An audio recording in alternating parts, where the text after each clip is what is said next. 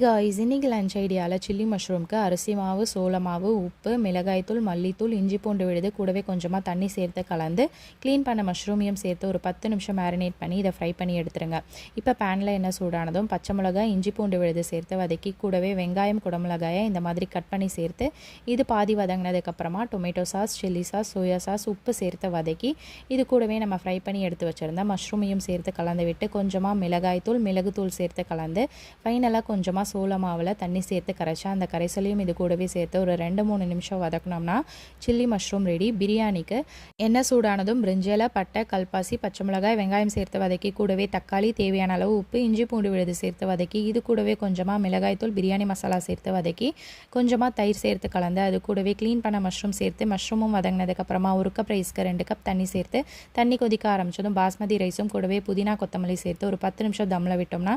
சூப்பரான lunch ready.